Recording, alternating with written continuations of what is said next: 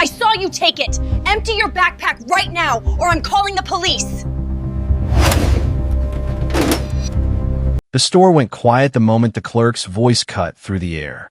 "Sir," she said sharply, pointing at him, "open your bag."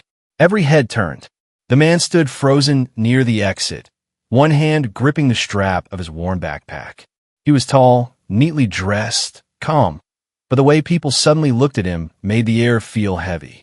Suspicious. Judgmental. "I didn't take anything," he said evenly. The clerk crossed her arms. "We see this all the time. Don't make it harder than it needs to be." A few customers whispered. Someone pulled out their phone. The security guard stepped closer. "Just open the bag," the guard muttered. "If you've got nothing to hide."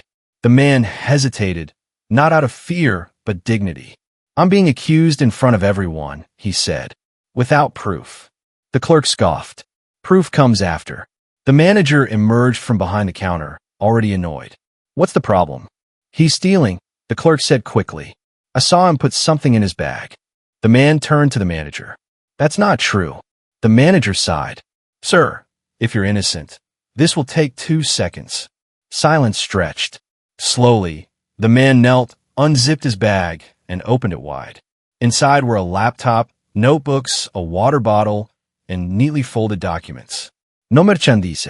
No stolen items." The whispers grew louder. "That's it," someone murmured. The clerk's face tightened. He must have ditched it somewhere. The man stood up. "So now the story changes?" he asked calmly. The manager glanced around, uncomfortable. "Let's just check the cameras." The clerk stiffened. "That won't be necessary." "I'm sure." "It is necessary," the manager said, already walking toward the back. Minutes later, the CCTV footage played on a small monitor behind the counter. Customers leaned in. Phones lowered. The store held its breath. The video showed the man entering the store, grabbing a basket, browsing slowly. He picked up an item, inspected it, then placed it back on the shelf. Then the camera shifted. Behind him, the clerk, same one accusing him, was seen slipping an item from the counter into a drawer beneath the register. A collective gasp rippled through the store.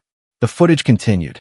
Later, when a man approached the exit, the clerk looked at the drawer, then at him, and raised her hand. "Stop him." The video froze. No one spoke. The manager's face drained of color. He rewound it, played it again, slower. There was no mistake. The clerk swallowed hard. That's not what it looks like." The man didn't smile. He didn't raise his voice. He simply said, "You asked me to open my bag. Now open that drawer." The manager didn't hesitate. Inside the drawer sat the missing item, untouched, tagged, undeniable. The security guard stepped back as if burned. I'm sorry," he muttered. The clerk's hands trembled. "I was just trying to—" "Save yourself?" the manager snapped. "By accusing a customer?" Customers shook their heads. Someone whispered, "Unbelievable." The manager turned to the man. "I owe you a serious apology," he said. "This should never have happened." The man nodded. "Apologies don't erase humiliation." The manager looked down. "You're right." The clerk was escorted to the back, tears streaming, her earlier confidence gone. The store slowly returned to life, but something had changed. As the man walked toward the exit again, a woman stopped him. "I'm sorry they did that to you," she said softly. Another customer nodded. "You handle that with class." The man gave a small smile. "Truth doesn't need shouting," he said. "It just needs light." At the door, the manager called out, "Sir, wait." The man turned. "We'll compensate you," the manager said, "and we're reporting this internally." The man paused. "Good," he replied. "But next time someone is accused, don't start with the bag." He stepped outside. The door closed behind him. Inside the store, the CCTV monitor still glowed, silent, undeniable proof of what judgment looks like when it's finally exposed. And for everyone who watched that screen, one lesson lingered. Accusations are loud. Truth is patient.